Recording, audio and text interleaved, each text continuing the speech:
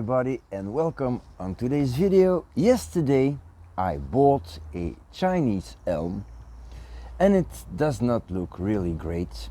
I paid too much money. I think I paid 19 euros for this. It's almost $19 something, but I chose this one because there were 3 trees, which of course reduces the cost per tree if you look at it mathematically. Now this is supposed to be a forest. I think that this is a well, sort of corkscrew, I don't know. It's really not good, and it's planted in this, well, fun little pot, belly pot. The 3 trees are straight in a row. The shape of the trees is absolutely not natural, but I just wanted to have some Chinese elms because I don't have any, and well, Tony and Xavier from Tony's Bonsai and Expressions of Grace, that's Xavier's channels, they do quite a lot with these Chinese elms, and I had a few elms a couple of years ago and they died, but I remember that I liked them really a lot. They have small leaves. You can grow them indoor, not too much, but okay. They can stand some cold in the winter, so it's okay to get them out for the whole year too. But I especially want to be able to take cuttings and then maybe because they make long fleshy roots, it's very nice to make a root over rock with them. So I plan to use them as a cutting material.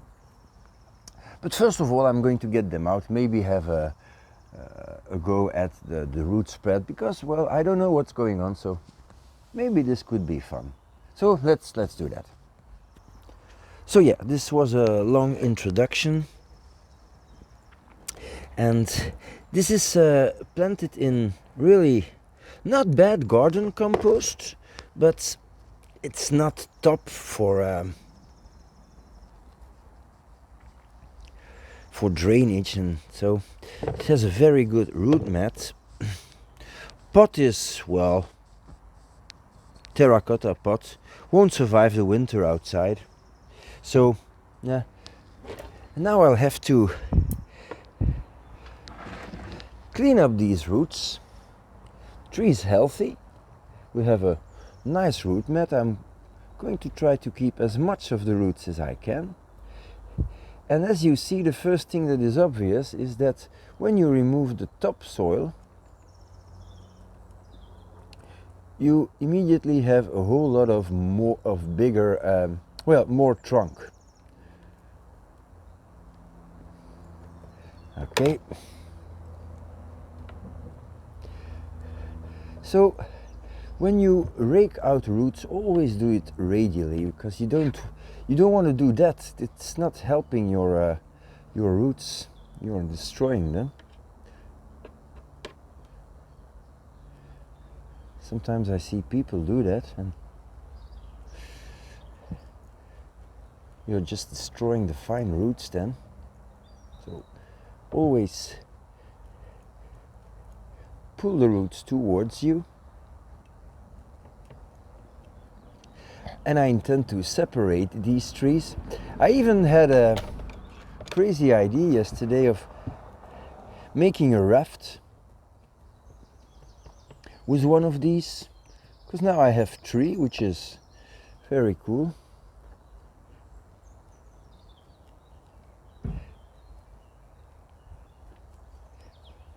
And another thing that I sometimes see when people clean up the roots completely is that they always stare, but sometimes just pushing your chopstick through the root ball is just enough to get the soil off. And when you get the soil off, the roots, well, they loosen. So root work is important, but being gentle is surely a good idea. So I'm going to separate these trees. This one is coming off already.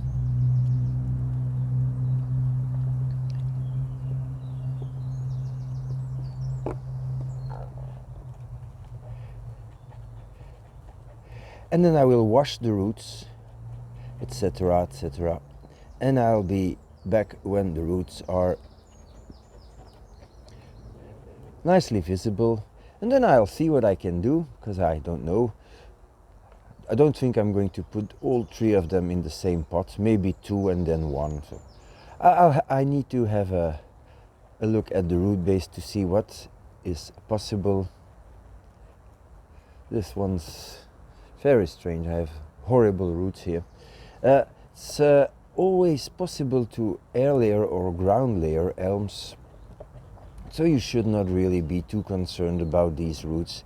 In one growing season you grow a whole new root base if you want that, so don't get stuck with an ugly rooted elm. Okay, well, enough talking. I'll be right back. So, as was to be expected, some are better than others. Well, this one is not bad for a solitary tree, I mean. So it has a fairly nice root spread here. At the back a little less. This root is, well, clearly not growing down. This one is not great, but can be repositioned and is not too bad. This is a little too long, but I think I can say that with that root base something can be done. Of course, this root is really completely in a wrong spot. For the rest, I can remove some of these roots. The trunk is not great, so I'm a little negative about these trees, but yeah, you don't have to be negative, but you have to be honest. You don't want roots coming from here and then it's never going to look good. But I think that this tree honestly can be worked into something acceptable. It has a nice root spread, not so much in the back, but there are some roots and they will thicken up, and probably in the future this could look very nice. So I'm just combing this out, so I'll take a nice little pot. I'm only looking at the root flare and at the root base, and the rest, well, that's going to be something completely different.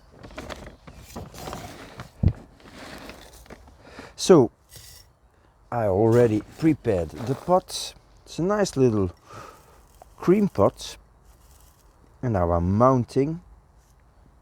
I'm not sure it's on camera, but I'll come a little closer with the camera.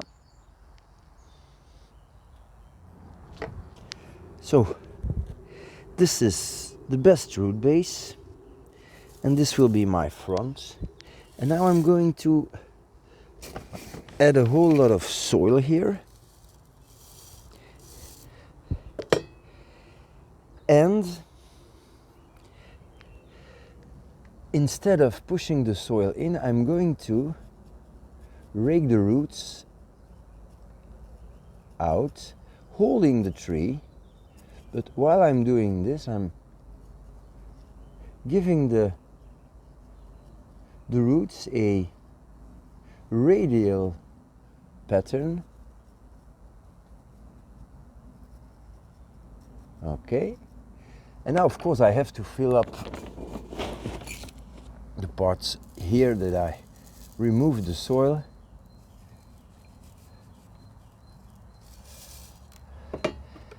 But I can now just push it in between these roots.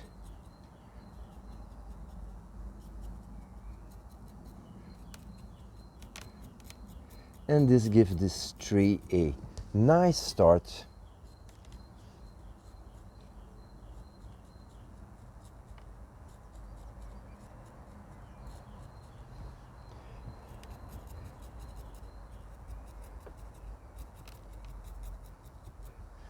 and it's already quite stable in the pot.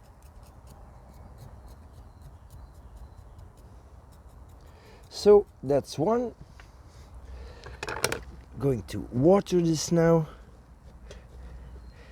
and I'll be back. Okay, so this tree, well, it's not great. There's a terrible scar here. We only have roots at one side. Most of these roots are not radial. There's a root very high up. So, yeah, I think that I might have a plan. So I have a very old pot, and I'm going to try to make a raft. So I'll give it a layer of substrate, and I'm going to lay down this tree like so.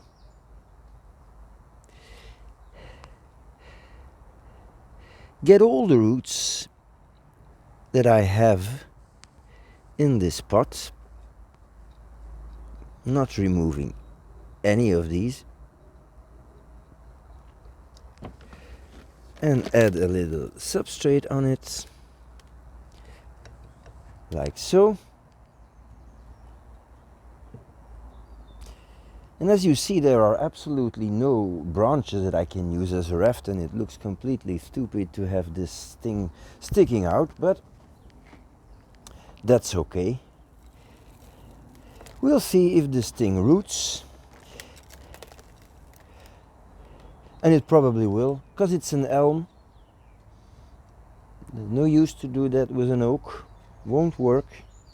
And in order to have a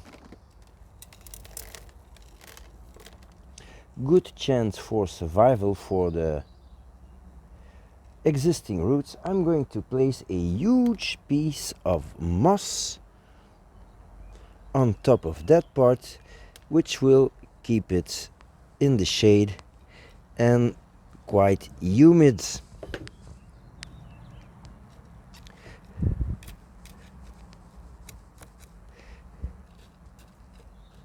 I'm really tucking this in, and that's it. So this is, well, we'll have to grow, and then next year we'll see. I really like it. And then we have number 3. Now this one is, well, a challenge. If I look at the roots here, this root comes from the other side. Oh boy, it comes from here, yeah. Well, I can surely get it back where it's coming from.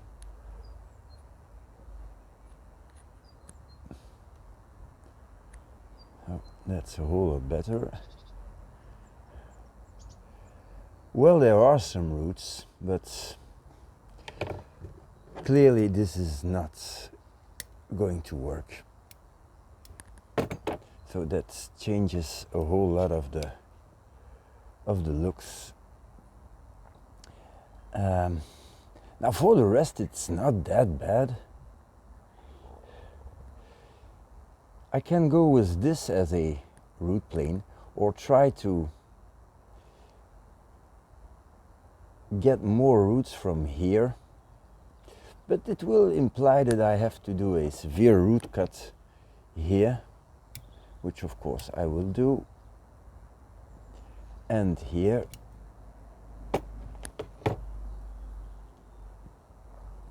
Now there's this root here that's very long, but it has some finer roots, so I'll just cut it here.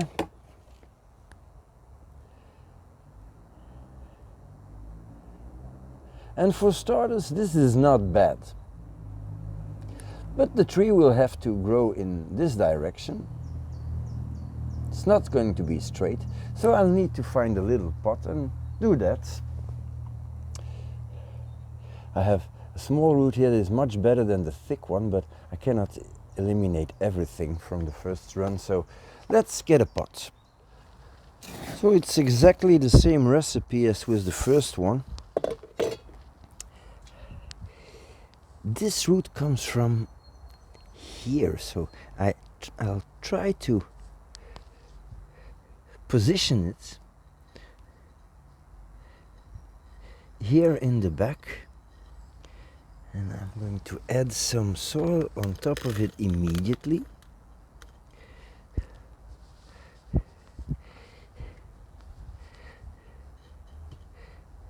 And the rest of the roots, well, they're not too bad, so let's try to get them as radial as possible.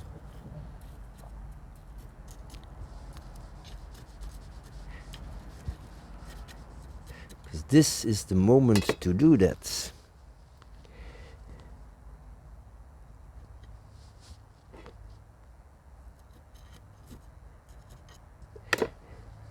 Yeah. Okay.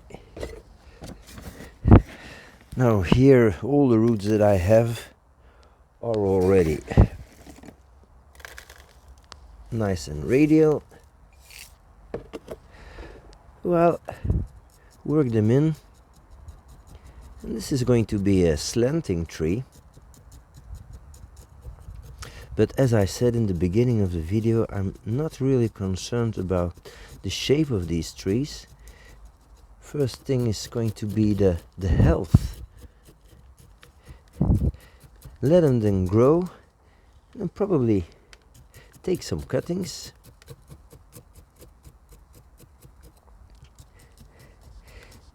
And all these Chinese elms, well, most of the time they are sold as Zelkova, which they are not Zelkova. Zelkova has a much sharper leaf. Most of these trees are just also cuttings. That's why you don't see taproots on them, because cuttings, well, they don't have a taproot. Seedlings have taproots, not cuttings. Okay, so not bad. Let's give it a water. So I'm rather happy with the results. Didn't expect it to go that well. So this is the first one. Had a reasonable root base. I'm not wild about this twisting thing, but maybe in the future this can become a leader. Who knows? Or I can just use it to take air layers, and maybe I can cut it here if I want, but that's only when the tree is well rooted and